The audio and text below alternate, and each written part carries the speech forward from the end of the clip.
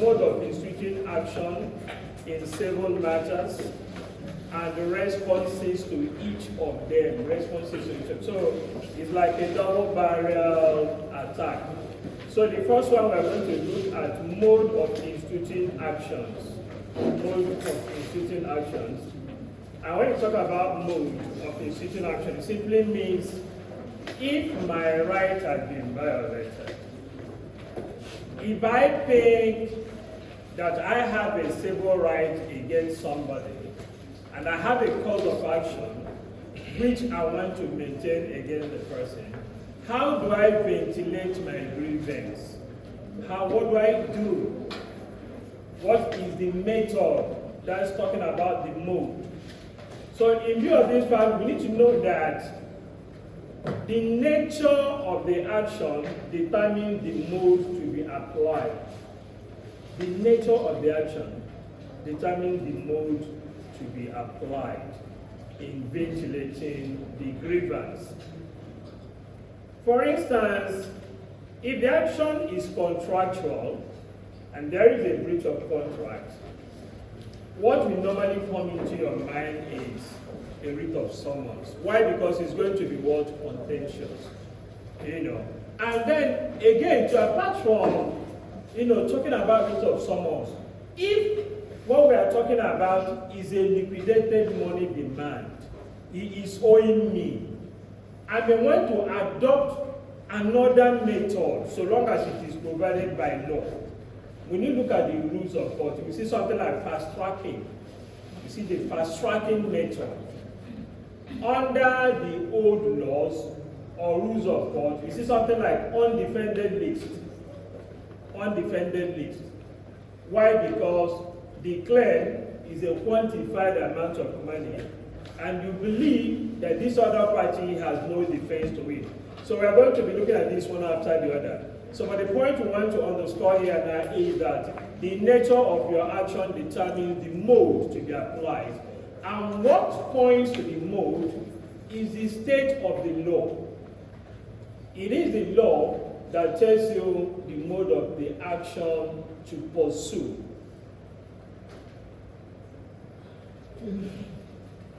I'm now talking about modes.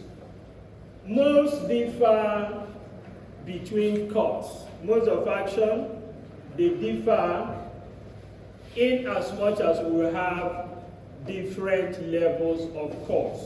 So we're not talking about courts of original jurisdiction. So we may start from the lowest, which is the customary court. We start from the lowest. So there is a lot of similarities between the customary court and the magistrate court. So, and the mode of instituting action there is by simple claims. So it doesn't require any technicality. If, for instance, in the customary court, I have an issue concerning maybe a violation of my customary right of occupancy by way of trespass committed by B, I simply prepare my claim, I versus so person, and then in my claim I can simply write on the as the title claim, and under it I can simply say a declaration. So I simply state my relief without much ado. A declaration that the plaintiff is entitled to the grant of customary right of occupancy over the land known as anchored and situated as you mentioned it. 2, a declaration that the act of defendant breaking into the said piece of land amounts to trespass. C, the sum of 300,000 naira, depending if that court has a jurisdiction, 300,000 naira as damages for trespass. I'm done. Dated, I put the date, and then I put the, I assume even if I don't have a lawyer, I just put my name. But I must remember to do what? Put the address of service. Right. So that is a simple form of doing it. Then somebody who also wants to maybe throw in light in the way he wants to, file his own. He may start by saying claim after putting his reliefs. He will now say particulars, or he will put particulars first.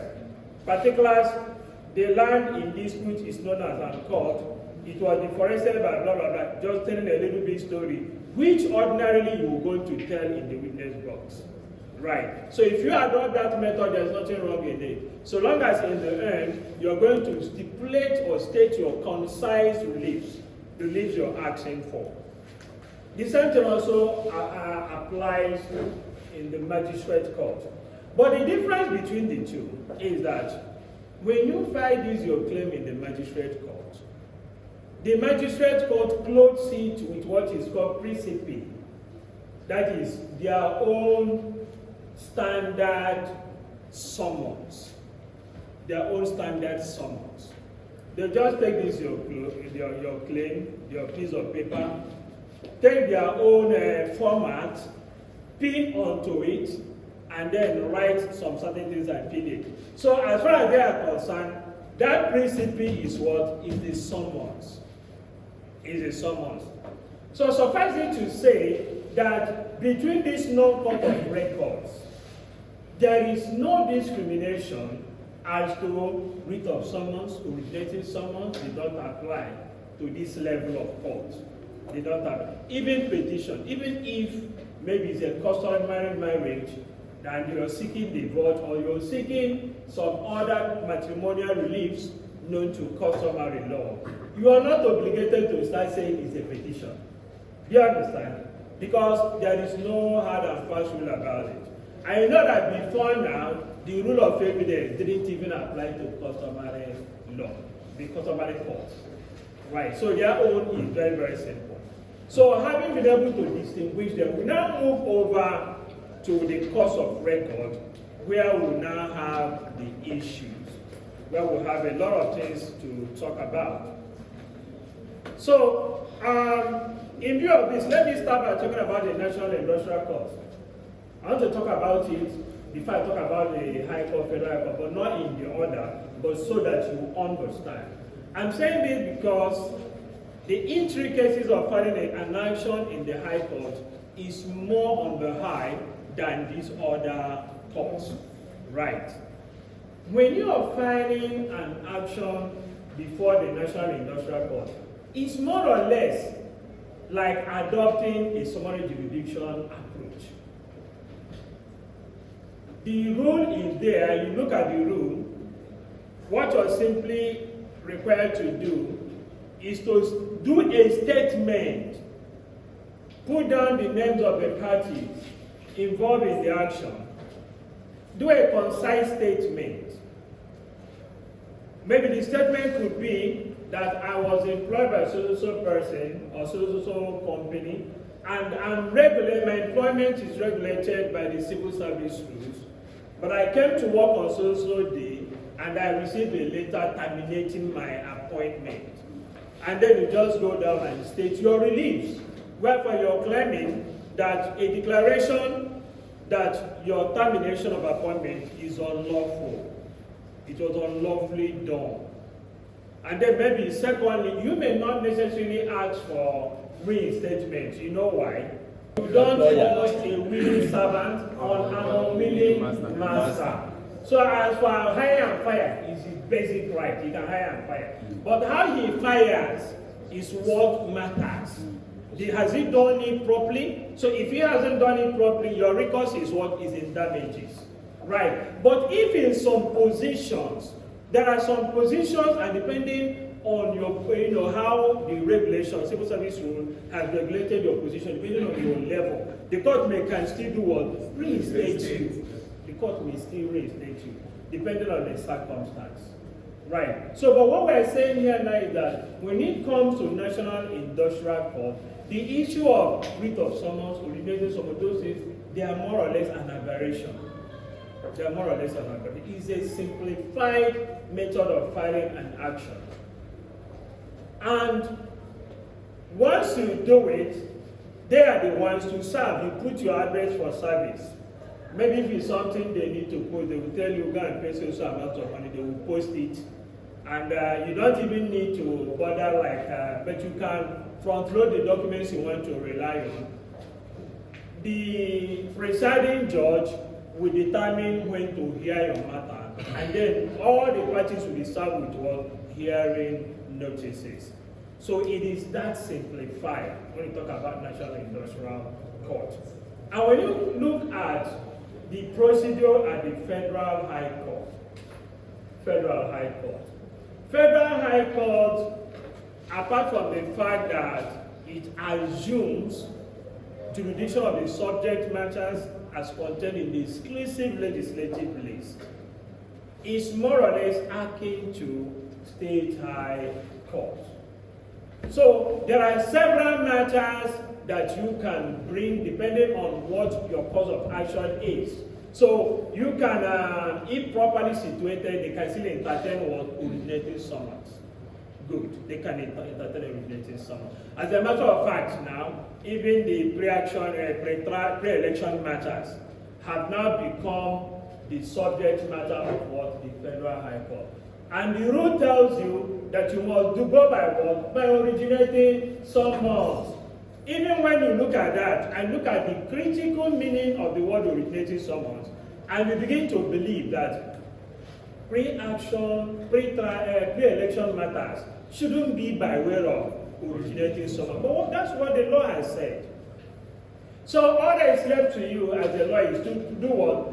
Find a way to prepare it to look like that. For instance, maybe a party held a primary election, you were there, you believe you have your candidates, supporters, you're going to win. You're in the field waiting, I never saw anybody asking. So, in the night, the following day, you heard results that somebody who never showed face had won. So, and you want to challenge it. And the law says you must do what? Go by what? Originating summons. So I just want to point out this, and then after that, we start talking about these modes. Now, writ of summons is basic. You can apply writ of summons there because the Federal High Court does not hear diverse cases. So petition there is limited to what? Company matters. Company matters. You know, most of the times we make mistake by thinking that anytime you talk about petition, with respect to companies, it must be winding up. No. When you are making a complaint, even in derivative action, you simply held it in the matter of ABC Nigerian Limited, in the matter of Kama, Company and Other Matters Act 2020. Do you understand? By so structuring, you are now calling the attention of court to what? To a petition. To a petition. Right. Now, we'll look at the High Court, like we said, is like a jack of all trades. All these modes are there. They are applicable, including special procedures. There may be some procedures that are not even mentioned. Can I see what that 3 rule 2? Let me just see that. There are some procedures you may not even look at and say that this is actually a mode of instituting an action. But because it has been provided by law, we must then take it as mode of instituting action. I want to give you one example. And this example occurs in a situation where you can ask for an injunction even before filing a writ of summons. Even before filing a writ of summons. Order 3, Rule 2, Sub-Rule 4 of the Abia State of Nigeria High Court Practice and Procedure Rule 2021 provides thus. Where before the commencement of a suit, a person reasonably perceives that the subject matter of an intended suit is in danger or being alienated, wasted, or damaged, such an intending claimant, you're still an intending claimant, may apply for injunction before the suit is commenced to restrain the act being complained of. This is a mode of action.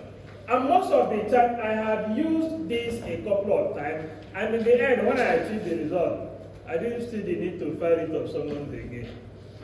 Friends, a particular law may make provision for a special mode of an action. Where a law has provided for a special mode of action, no other method is permissible except that very special mode. Right. Especially where the words employed sounds exclusive. But where you have options between doing this and doing that, then you can choose one. For instance, if a lower court, an inferior court, exceeds jurisdiction or acts without jurisdiction, you know there are two different things. You have the right to do what? Either apply for statutory right or to do what? To appeal, so you can choose one of them. So for me, I find the judicial review as being more expedient, very fast, and less time consuming. So in that regard, you discover that there are two methods provided for, and under that method I can do what? I can choose one. But quite unlike FREP rules, FREP rules tells you if anybody feels that his right is being threatened, the violation of his right is being threatened, or there is an actual violation, his cause of action will lie, and the mode of instituting it will be within the domain of what? The FREP rules, so you can't deviate.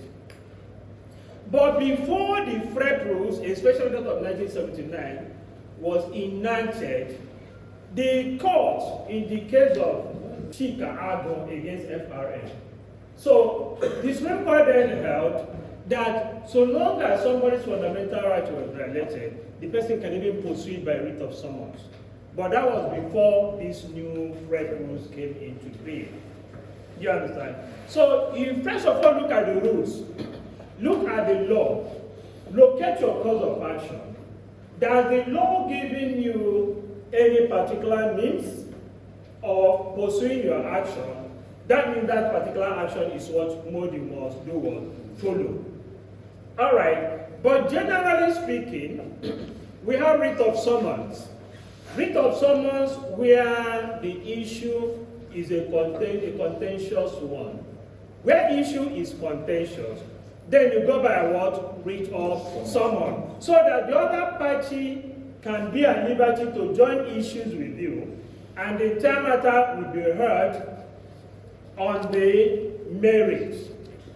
Now, a writ of summons, like I pointed out earlier, has a lifespan, but some rules of court, especially when we have a uniform rules of court, 12 months, sorry. But some rules of court, depending on what they want, may tell you that they're only 6 months. And that 6 months, if it expires, you can make an application to do what? To renew it. And each renewal will not exceed how long? 3 months. Each renewal will not exceed 3 months. We have Form 01 and we have Form 1. Form 1 here is what is called General Form of Writ of Summons. So when you are drafting your writ of summons, it must be in this form. So you look at the High Court rules. That's basically like page 212. That's where you find the format. So all you need to do here now is prepare your own writ of summons to be in accordance with what has been provided for here. Mind you, the beginning of the writ of summons is not the judicial division. What's the beginning? The beginning of the drafting here is what? Identification of the form. You write Form 1 on top, and then if you like, in bracket, General Form of Writ of Summons. Before you now start saying, in the High Court of Abia State of Nigeria, in the High Court of Umuahia Judicial Division, holding at Umuahia, suit number this by your right, between by your left, and then the parties transposed at the center, ABC versus XYZ. Then after you have done that, you say 2. You repeat the names of the defendants, as many as they are, before you now give the commanding order as contained in the precipice. And it says, you are hereby commanded that within 14 days after the service of this rite on you, inclusive of the day of service, you do cause an appearance to be entered, blah, blah, blah, blah, and continue. The point I want to bring down here now is that 14 days here is for only what? What is it for? For you to respond by entering appearance. It doesn't have to do with your statement of defense. Statement of defense is guided by another provision of the rule. And then before going further, when you talk about writ of summons, there are basically two types of writ of summons. We have two types of writ of summons. The first type of writ of summons is the general writ of summons. When we talk about general writ of summons, you're simply talking about writ of summons that is endorsed to be served on defenders within jurisdiction. Those ones you're going to serve on the defenders within jurisdiction. That's the general one. But if you're suing more than one defendant, one resides in Abia State, another one resides in Lagos, what kind of writ of summons will you be looking at? You're looking at concurrent writ of summons. Concurrent.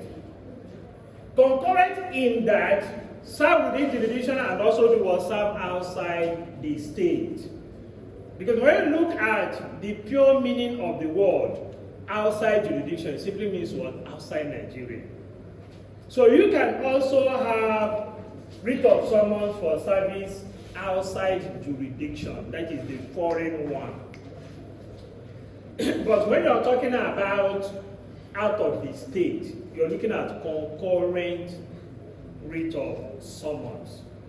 Concurrent in the sense that they start counting at the same time, depending on when you texted to serve the other person. Because the one who stays outside Abia State, before you can serve him, you will seek order of the court to do what? What will you seek order of court to do? To have a writ of summons served outside Abia State and to endorse same accordingly is a provision of the Sheriff and Civil Process Act, and if you don't do it, it vitiates the writ that you are to serve outside the state. Did you get want to sue these two of my friends? He lives in Omaha, he lives in Abuja. Right. Maybe the cause of action emanated from one transaction. Right. But I want two of them to be responsible, either jointly or separately. It may be easier for me to serve him because he's within jurisdiction. But I can't serve the man at Abuja just like that. Because Abuja is outside what? Abia State. Any service outside my state is regulated by what? Sheriff and Civil Process Act. No longer these rules of court. That's the difference.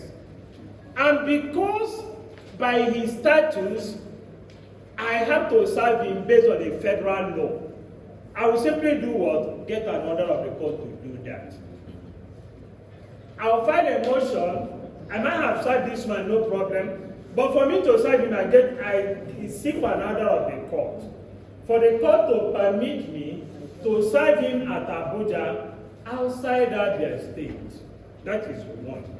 And to have the registrar of the court to endorse the writ accordingly. If there is no endorsement, then that writ is what? Invalid. So that is it about writ of summons. And now if while trying to serve him, and maybe by the time he's eventually, we have eventually noticed him how to serve him, we've gotten the court order, and we notice that the writ has expired, we cannot do what? We can't serve. What do? We go back to the court to ask for the elongation of the lifespan of that very writ of summons, so that we can be able to serve him with what? Valid writ of summons. Right. Then we also have originating summons. They've talked about it. I don't want to overflog it. Originating summons is supposed to be one of those, fast-striking methods of hearing matters. is something that ordinarily, if taken seriously, every party in the matter does it. But within 2 months, you've gotten judgment. Right. The idea is that the suit is not contentious. It is rather a complaint to the court that I'm thinking that this is like this. He thinks this is this way. My lord, what do you think? Looking at the law. So, originating summons ends with the decision of the judge. So that's why we say in originating summons, the only thing we take to court is things that are required to be what? Interpreted. Minor judgment of court. Because if you ask a high court to interpret his own judgment or that of court of ordinary jurisdiction, they will like the jurisdiction. It will mean that a particular court will be sitting on an appeal over the decision of a learned brother, and that is not feasible. So originating summons, we can have something like our contract. Maybe we had granted contract. When we were doing this contract, we were in high spirit. We weren't thinking of any trouble. But when maybe money starts coming or problem starts coming, then problem starts arising. And this person said, no, when we wrote this thing, it's like this. I said, no, it's a lie. We were thinking this way. Still remember your common mistake, unilateral mistake, race, and so on and so forth. So these are things the court will be able to interpret and tell you that is a common mistake. That is a unilateral mistake. This is the correct situation and not this. Right. The court can also interpret will. Right. Now, we also have originating motion. Originating motion, this is another mode of instituting an action aimed at gaining accelerated hearing, saving cost, saving time, and some of the actions that can come by way of originating motion are actions like actions under FREP rules, violation of fundamental rights, threat to violate fundamental rights. They can be done on our. And then also when you are making an application for bail, maybe the High Court. So talking about originating motion. Quo warranto, mandamus, prohibition, certiorari are also pursued by way of what? Originating motions. By way of originating motions. And then petition. Petition, when we look at petition, for instance, most company issues, determination, apart from maybe transactions, liability in contract, but if you are questioning the structure of a company, your actions involving management of company, management of shares, sharing of power and whatever in a company is done by way of what? Petition, as well as what? Winding up of the company. Even if the company is not to be totally wound up, maybe a company is owing heavily. What other method can you apply without necessarily winding up the company? You can go by receivership. You can go by receivership. A company that's heavily indebted, and you have two options. If you're a creditor, two options against the company. If the company is already under liquidation, you can appoint a receiver under liquidation. What the receiver does is to do what? Come there, liquidate the company, sell it, and distribute according to priority of credit. Right. But if you feel this company can still be salvaged, what you simply do is to do what? Sack the management, take over the company, run it, revive it, pay the debt, the just and the equitable debt, and do what? Hand over the company. So these are two types of receivership. And all these things can come by way of petitions. Right. So that's the point I'm making here. And then also talking about petition in matrimonial causes action. Like petition for divorce, petition for separation, we discovered petition for jactation of marriage. Most of the reliefs in matrimonial causes are activated by way of what? Petition. The same thing also applies to election petition matters. Election petition matters. Right. Next, we want to look at is how do we respond? Response to each of them. Response to each of them. If we were served with writ of summons, you are obligated to file memorandum of appearance within how many days? 14 days. And this memorandum of appearance may be conditional or unconditional. But what is the meaning of conditional? On protest. On protest, you have an objection. Right. But when you saw unconditionally, no problem. You know. So that's what that means. Now, after you have filed, let's say you have filed a conditional appearance. After that, you're supposed to file your what? Your statement of defense. But you ask yourself, what am I objecting to? If your objection is founded in law, if it's a question of law, then nothing stops you from bringing a motion on what? Preliminary objection. So long as it's purely law, it will not be regarded as the moral, because the moral has been done what? Has been abolished. Right. So the difference between preliminary objection on law and the moral is that the moral is mixed with law and fact. So that there is no way the umpire will know your own side of the story except he has heard from you. In that case, the rules of court has made provisions. If your objection is not only predicated in law, but in fact, you are now obligated to file your statement of defense, raising that issue in your statement of defense. And after issues are joined, maybe at the pre-trial stage, you file a motion. And urging my Lord to set down paragraph 30, 31, 33 of your case for trial. What if the issue is originating summons? How do I respond to originating summons? Originating summons is basically a suit filed on affidavit evidence. The person filing originating summons merely complies with Form 4.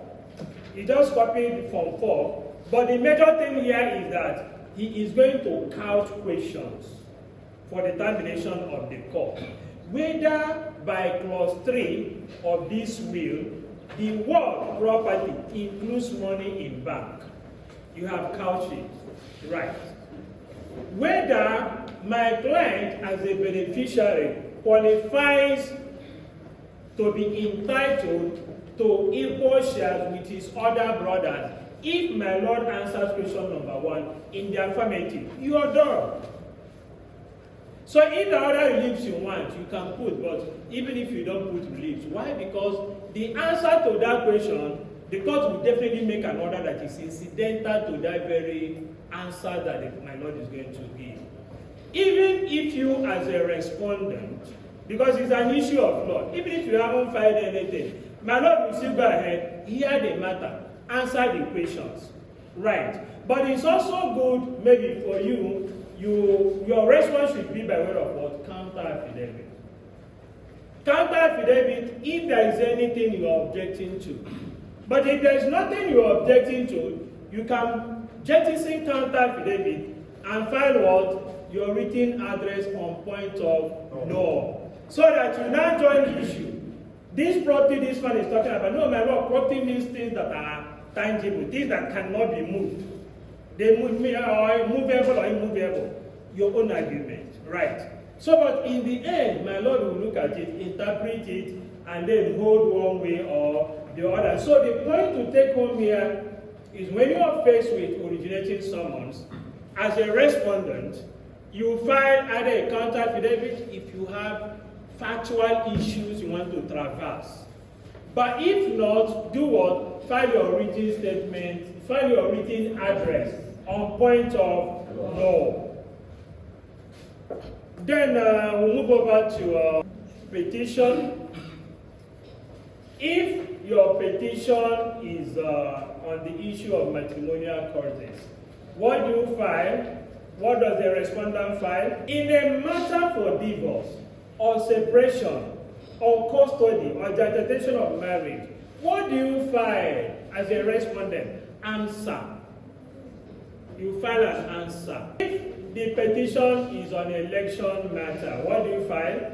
A reply. Of the accompanying matters, what do you file? You say reply, you say reply, you say reply. Now, one other thing you also need to have in mind, which you're going to meet at the law school, is that, like I said, every question on civil litigation, as you're answering it, your mind is asking you, does evidence come anywhere?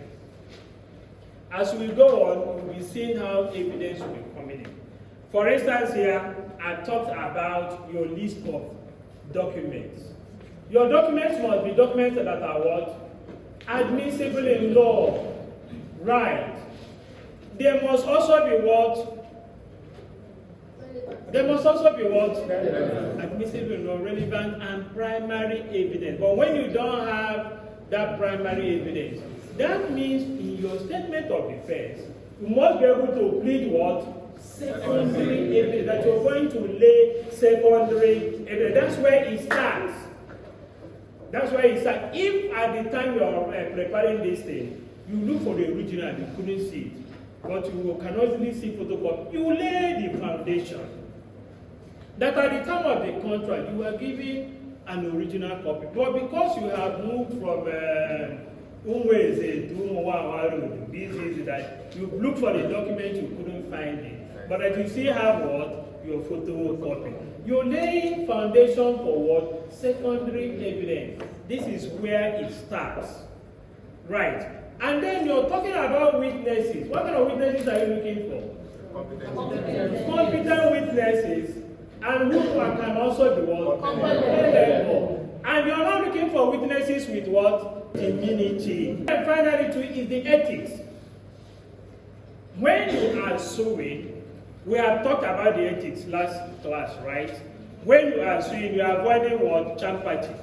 You are avoiding unfair play.